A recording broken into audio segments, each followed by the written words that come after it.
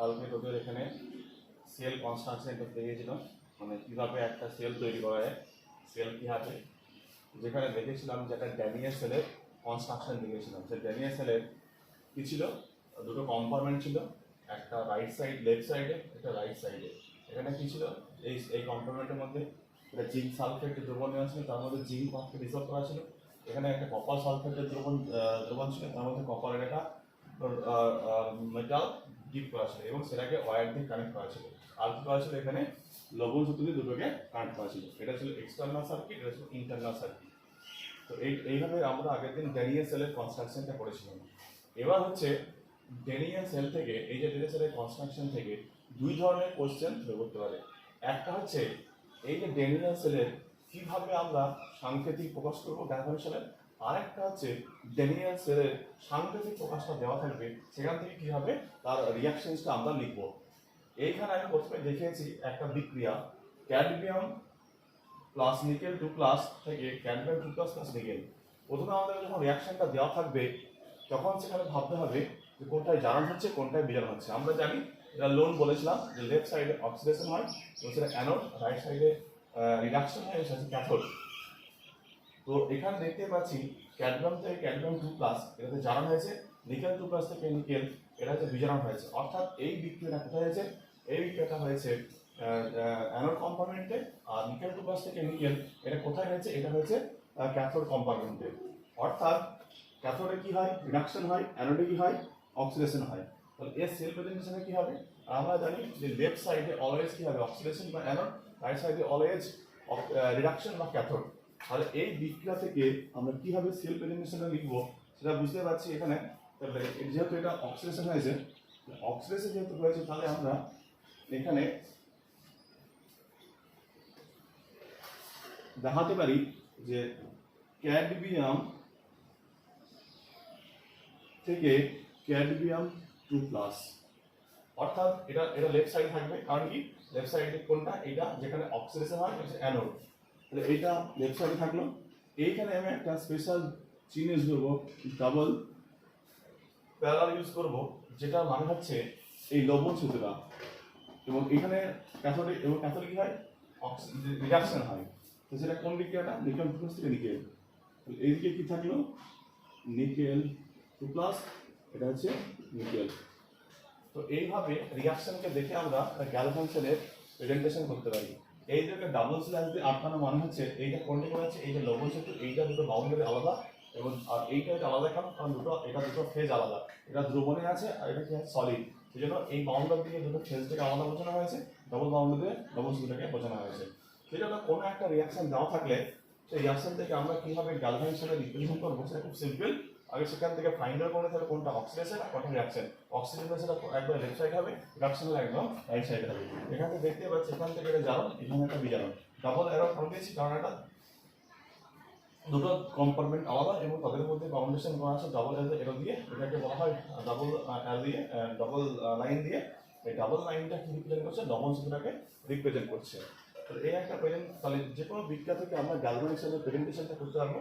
যেমন এখানে কি বিক্রিয়া ছিল, এখানে জিঙ্ক থেকে জিঙ্ক 2+ আয়ন হতো, কপার থেকে কপার 2+ আয়ন থাকতো। আর মিডিয়াটা, তাহলে এই বিক্রিয়ার ক্ষেত্রে আমরা গ্যালভানিক সেলের মিডিয়াটা কিভাবে লিখতে পারি, এই বিক্রিয়ার ক্ষেত্রে আমরা লিখতে পারি জিঙ্ক থেকে জিঙ্ক 2+ অথবা জিঙ্ক সালফেট, বাউন্ডারি দিতে হবে কপার 2+, সিঙ্গেল বাউন্ডারি দিয়ে কপার। অর্থাৎ যেহেতু এটা অক্সিডেশন হচ্ছে লেফট সাইডে থাকলো, রিডাকশন হচ্ছে রাইট সাইডে ছিল, ডবল লাইন দিয়ে কি প্রেজেন্ট করলাম, ডবল লাইনকে লবণ সেতুটাকে এখানে প্রেজেন্ট করলাম। তাহলে রিয়াকশন দেওয়া থাকলে সেখান থেকে গ্যালভানিক প্রেজেন্টেশনটা করা খুবই সিম্পল। এবার আমরা যেটা করবো যে গ্যালভানিক সেলের প্রেজেন্টেশনটা দেওয়া থাকবে, সেখান থেকে আমাদেরকে রিয়াকশনটা লিখতে হবে।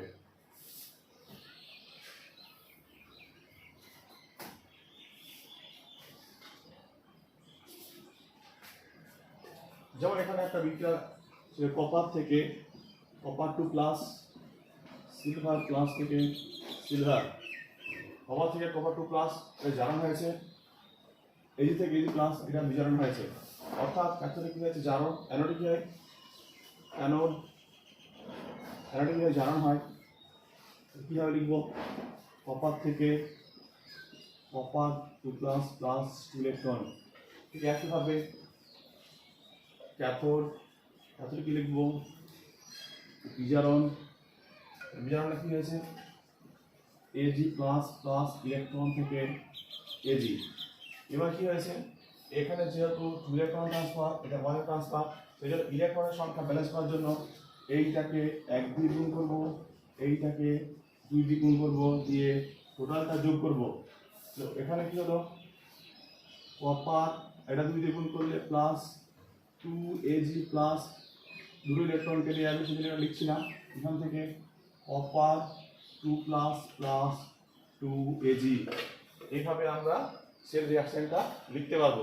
অর্থাৎ যদি আমাকে গ্যালভানিক সেলের প্রেজেন্টেশন দেওয়া থাকে, সেখানে আমরা অক্সিডেশন রিডাকশনটা লিখে টোটাল রিঅ্যাকশনটাকে যোগ করলে, আর যদি ইলেকট্রনের ব্যালেন্স না থাকে সেটা ব্যালেন্স করবো, দিয়ে টোটাল রিঅ্যাকশনটা যোগ করলে টোটাল সেল রিঅ্যাকশনটা আমরা লিখতে পারবো। তাহলে এই যে সেল কনস্ট্রাকশন থেকে দুই ধরনের কোশ্চেন জিজ্ঞেস করতে পারে। একটা হচ্ছে সেলের গাণিতিক প্রেজেন্টেশন, যেটা এইটা দেখালাম, আর একটা হচ্ছে গাণিতিক প্রেজেন্টেশনটা দেওয়া থাকবে, সেখান থেকে সেল রিপ্রেজেন্টেশন দেওয়া থাকবে, সেখান থেকে রিঅ্যাকশনটা লেখা খুবই সিম্পল। শুধু অক্সিডেশন রিঅ্যাকশনটা জানলেই এগুলো আরামসে লেখা যাবে। তো এখান থেকে দুই ধরনের কোশ্চেন আসতে পারে, একটা সেল প্রেজেন্টেশন আর একটা হচ্ছে সেল রিঅ্যাকশনস কিভাবে লিখতে হয়। তো সেটা আমরা অক্সিডেশন রিডাকশন দেখলেই বুঝতে পারবো। এবার যেটা আমরা দেখবো, যেটা খুব ইম্পর্টেন্ট, সেটা হচ্ছে তড়িৎদ্বার বিভব বা ইলেকট্রোমোটিভ ফোর্স বা পোটেনশিয়াল, ইলেকট্রোপোটেনশিয়াল। সেটা আমরা তড়িৎদ্বার বিভব, ইম্পর্টেন্ট একটা টপিক, তড়িৎদ্বার বিভব বা ইলেকট্রোড পোটেনশিয়াল।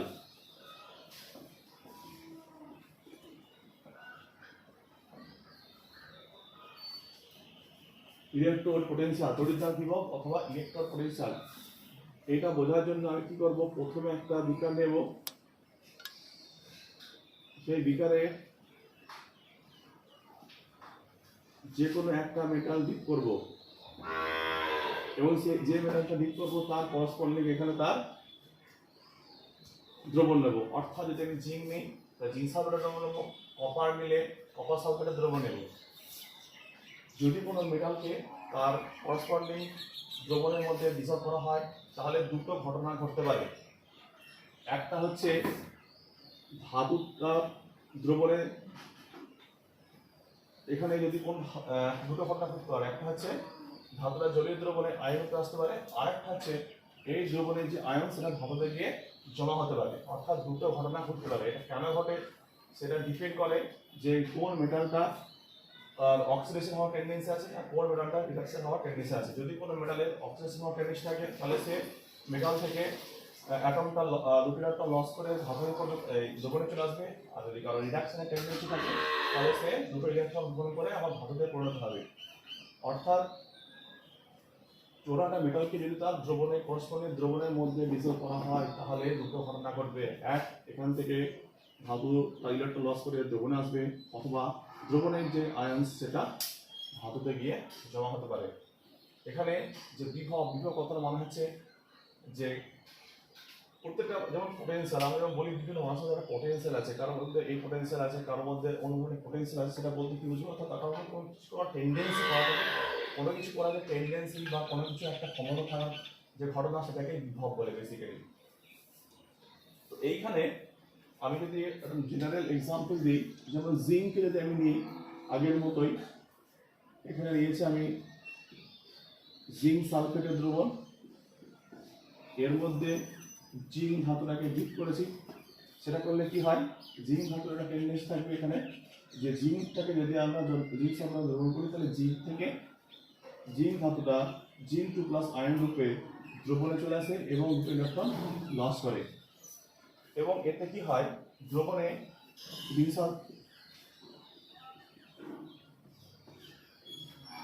এতে কি হয়, দ্রবণে জিঙ্ক 2 প্লাস আয়নের সংখ্যা বাড়তে থাকে, আর এখানে উৎপন্ন ইলেকট্রনগুলো এইখানে তড়িৎদ্বারে জমা হতে থাকে এই যে জিঙ্কের উপর। তাহলে এখানে একটা ইলেকট্রনের নেগেটিভ চার্জ, আর যেহেতু দোকানে পজিটিভ চার্জ সংখ্যা বৃদ্ধি পেতে থাকে তখন এই পজিটিভ চার্জগুলো ইলেকট্রোডের গায়ে জমা হতে থাকে।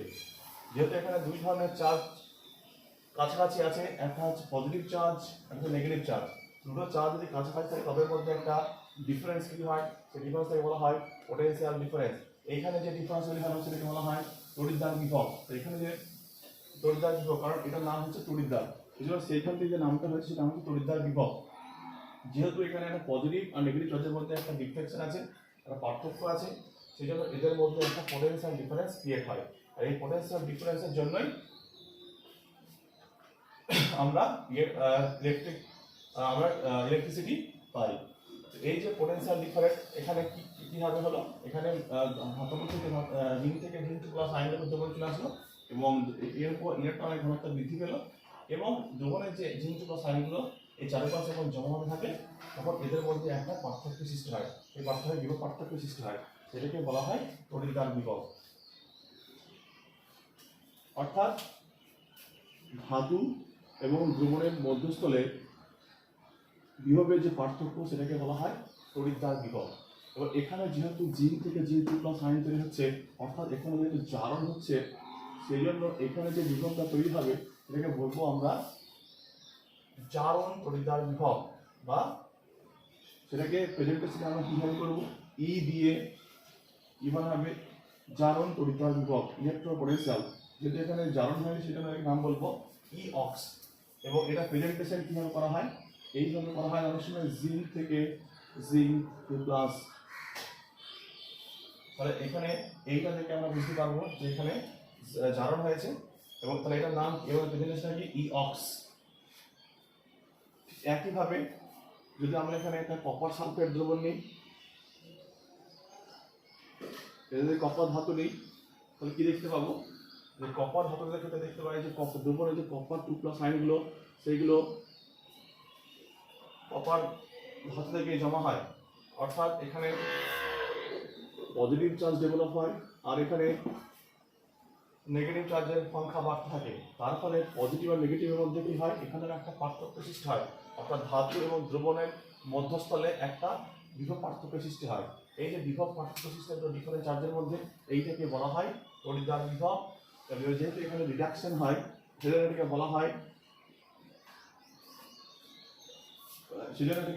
বিজারণ তড়িৎদ্বার বিভব। এবং এটাকেও এইভাবে প্রেজেন্ট করা হয় ই রেড, অর এখানে যেটা প্রেজেন্ট করা হয় কপার টু প্লাস থেকে কপার। এই দুটো ভাবে এগুলোকে আমরা প্রেজেন্ট করতে পারি। মানে আমরা দুটো তড়িৎদ্বার কথা, এক কথায় বলতে গেলে তড়িৎদ্বার বিভব বলতে কি বুঝবো, তড়িৎদ্বার বিভব বলতে যে দ্রবণ ধাতু এবং ধাতু সংযোগস্থলে যে বিভব পার্থক্যের সৃষ্টি হয় দুটো ডাবল লেয়ারের মধ্যে, সেটাকে বলা হয় তড়িৎদ্বার বিভব। একটা হলো জারণ তড়িৎদ্বার বিভব, একটা হচ্ছে বিজারণ তড়িৎদ্বার বিভব। এটা প্রেজেন্টেশন কি, রিডাকশন হয় তাহলে ই রেড, অক্সিডেশন হয় ই অক্স। এবার যদি এই যে তড়িৎদ্বার বিভবগুলো আমরা কিভাবে মাপবো, তড়িৎদ্বার বিভবগুলো যদি আমরা একটা ভোল্টমিটার বা কিছু এক্সট্রা কানেক্ট করি তাহলে তার ভ্যালুটা আমরা মাপতে পারি। তো এখানে আগে যেমন দেখানো হয়েছিল, এখানে কানেক্ট ওয়্যার যদি কানেক্ট করা হয় তাহলে একটা যদি ভোল্টমিটার থাকে, প্র্যাকটিক্যালে ভোল্টমিটার থেকে একটা ডেটা থাকে, একটা ভ্যালু আসে, সেই ভ্যালুটাই হচ্ছে ওই বিভবের মান, টোটাল সেলের।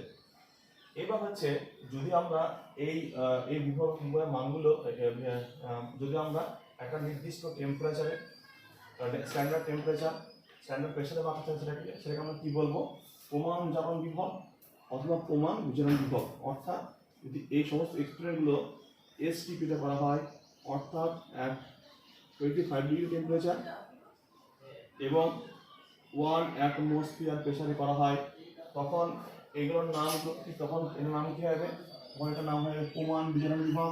তখন এটাকে আমরা বলবো ই নট অক্স, তখন এটাকে বলবো ই নট রেড। এই নট মানে হচ্ছে প্রমাণ যখন স্ট্যান্ডার্ড অবস্থা থাকবে তখন এই নট দিয়ে বুঝবো, জিরো দিয়ে বুঝবো যে এটা রিডাকশন হচ্ছে, এখানে অক্সিডেশন। প্রমাণ জারণ বিভব, এটা হচ্ছে প্রমাণ বিজারণ বিভব। তো এইভাবে প্রত্যেকটা সেলের আমরা তড়িৎদ্বার বিভবগুলোকে ডিফাইন করলাম। এবার এই পুরো সেলটাকে যখন কানেক্ট করব, তখন পুরো সেলের যখন আমরা তড়িৎদ্বার বিভবের মানটা বার করব পুরো সেলের, তখন আমরা আইপিসি সূত্র অনুসারে আমরা তাহলে টোটাল সেলের যে মান সেটা কিভাবে বার করব, ই সেল ই ক্যাথোড প্লাস ই অ্যানোড, এটা হচ্ছে ফর্মুলা টোটাল সেলের মানটাকে বার করার জন্য। আমরা জানি রিভার্স রিঅ্যাকশন মানে জারণ অর্ধবিক্রিয়া প্লাস বিজারণ অর্ধবিক্রিয়া, তাহলে এখানে ক্যাথোডের মানটা লিখতে হবে প্লাস অ্যানোডের মানটা লিখতে হবে। এবার আইইউপিএসসি কনভেনশন অনুসারে ই ক্যাথোডের মানও যা ই অ্যানোডের মানও তাই, শুধু পার্থক্য হবে সাইনের, শুধু পার্থক্য হবে একটা সাইনের। সেই জন্য আইইউপিএসসি একটা কনভেনশন আছে যে এই মানটা লিখতে গেলে সবসময় রিডাকশনে লিখতে হবে, অর্থাৎ সেই জন্য এই যে ইকুয়েশনটা লিখতে হয় এটাকে ই সেল ই ক্যাথোড মাইনাস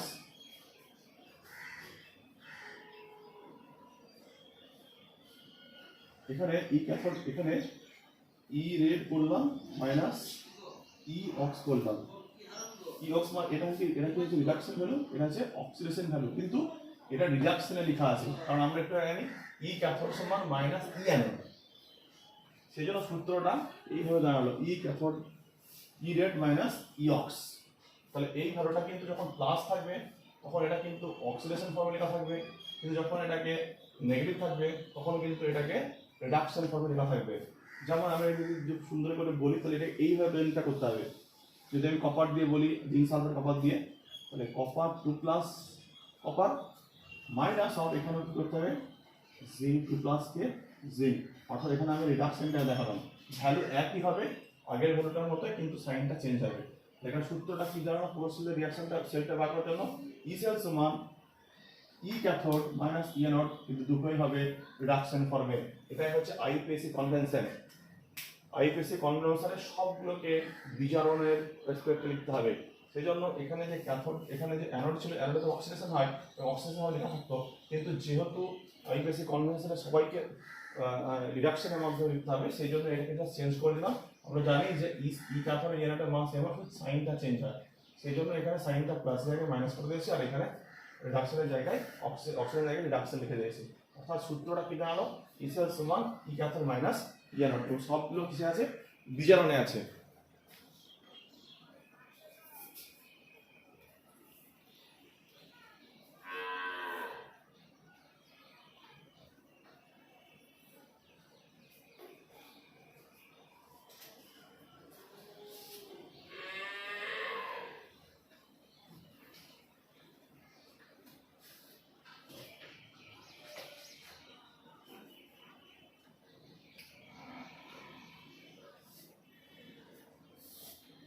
এবার যে তড়িৎদ্বার বিভব এর মানগুলো তিনটে জিনিসের উপর নির্ভর করে। একটা হচ্ছে তড়িৎদ্বারের প্রকৃতি, দ্রবণের ঘনত্ব, আর একটা হচ্ছে উষ্ণতা। তড়িৎদ্বার বিভবের মানে তিনটে জিনিসের উপর নির্ভর করে, তড়িৎদ্বারের প্রকৃতি, দ্রবণের ঘনত্ব, আর হচ্ছে উষ্ণতা। এখানে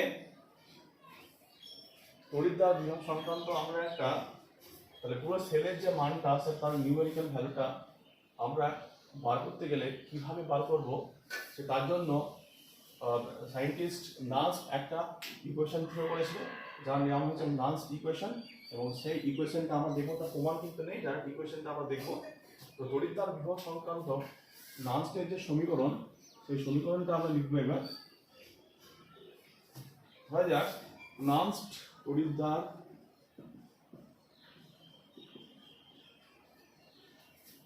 বিভব সংক্রান্ত নান্সের সমীকরণ, তড়িৎদ্বার বিভব সংক্রান্ত নান্সের সমীকরণ।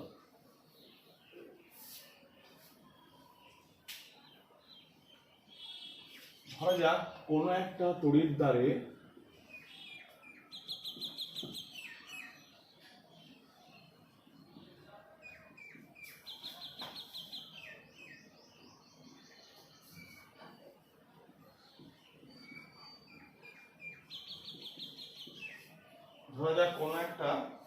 তড়িৎদ্বারে এই বিজারণ বিক্রিয়াটা ঘটছে, প্রদত্ত বিজারণ বিক্রিয়াটা ঘটছে, কারণ এখানে ইলেকট্রন প্রবণ রাখনা তখন বিজারণ বিক্রিয়াটা ঘটছে। তাহলে সেক্ষেত্রে নাল-স্টার ইকুয়েশনটা আমরা কিভাবে লিখবো?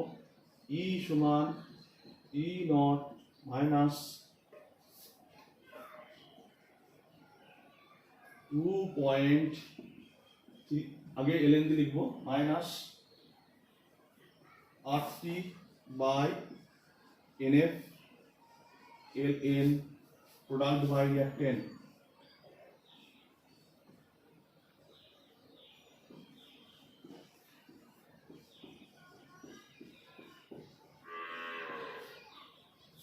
এইটা যদি আমরা লগের আকারে লিখি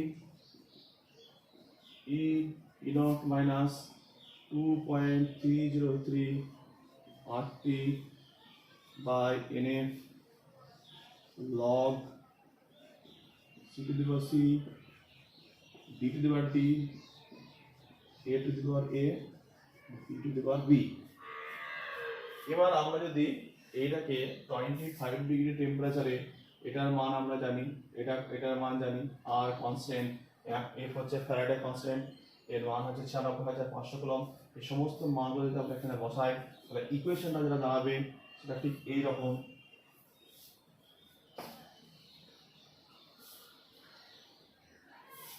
E সমান মাইনাস E সমান E নট, এটা হচ্ছে প্রমাণিত 0.059 by n log of product by reactant। এই সূত্রটা আমরা প্রত্যেককে মুখস্থ করব, নাল-স্টার সমীকরণ। এই সমীকরণ থেকে আমরা টোটাল সেলের ইটা বার করব। এখানে এখানে ই হচ্ছে টোটাল সেলের মান, তড়িৎদ্বার বিভবের মান, চলাচলের প্রভাব, সেল পটেনশিয়াল, এইটা হচ্ছে স্ট্যান্ডার্ড অবস্থায় মান, আর এগুলো হচ্ছে এনটা হচ্ছে নাম্বার অফ ইলেকট্রন ট্রান্সফার, আর এখানে এবিসি হচ্ছে দ্রবণ এ তড়িৎদ্বার বিক্রিয়ার অংশকারী উপাদান, আর এরা হচ্ছে তাদের কোএফিসিয়েন্ট, তাদের এবিসি এগুলো। আলটিমেটলি কি করব? আলটিমেটলি এখানে আমরা নালস ইকুয়েশনটা মুখস্থ করে এবং এই নালস ইকুয়েশনটা বিভিন্ন বিক্রিয়ার ক্ষেত্রে কিভাবে নালস ইকুয়েশন লিখবো সেটা আমরা এক্সাম্পল থেকে আমরা দেখব।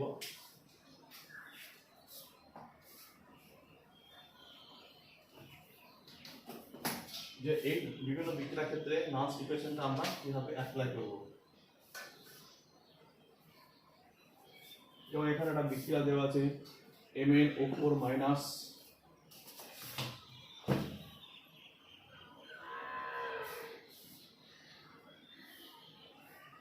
AQ plus 8H plus AQ plus 5 electron, যেটা হচ্ছে Mn2 plus AQ plus 4H2O L।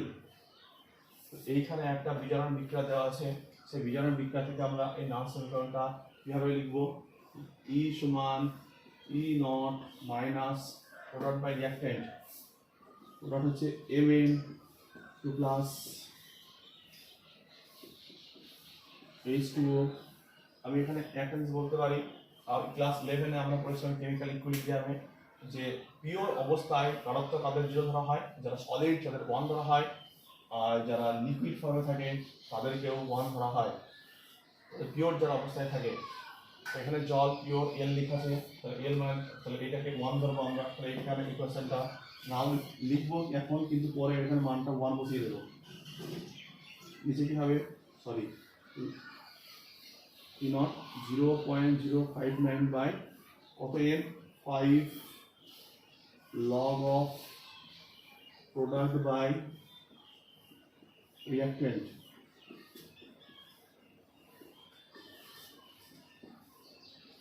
mn over 4 minus h plus to the power 8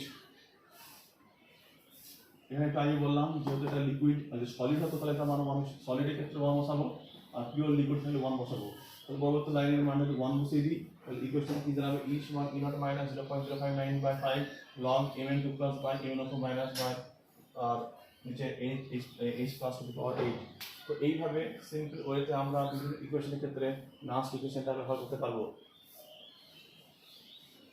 আর একটা বিক্রিয়ার ক্ষেত্রে আমি দেখাবো যে নাস্ট ইকুয়েশনটা কিভাবে অ্যাপ্লাই করব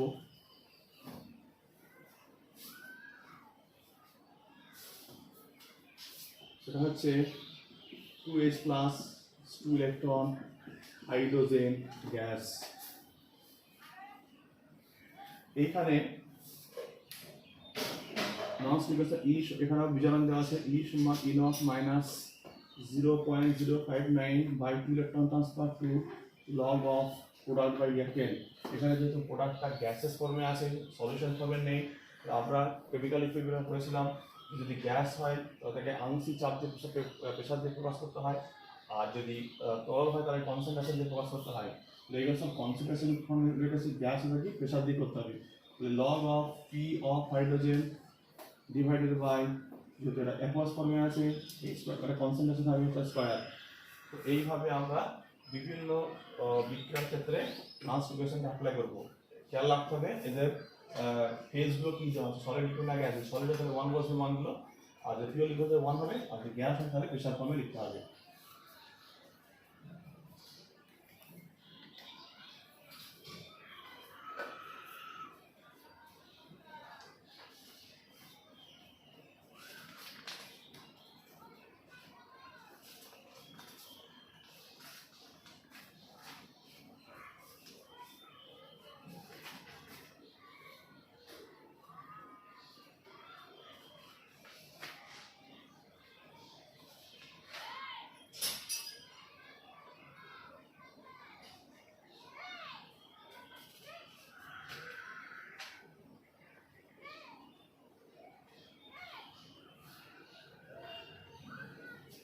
এবার তড়িৎদ্বার বিভব সংক্রান্ত বিভিন্ন আমরা নিউমেরিক্যাল প্রবলেম সলভ করব তড়িৎদ্বার বিভব সংক্রান্ত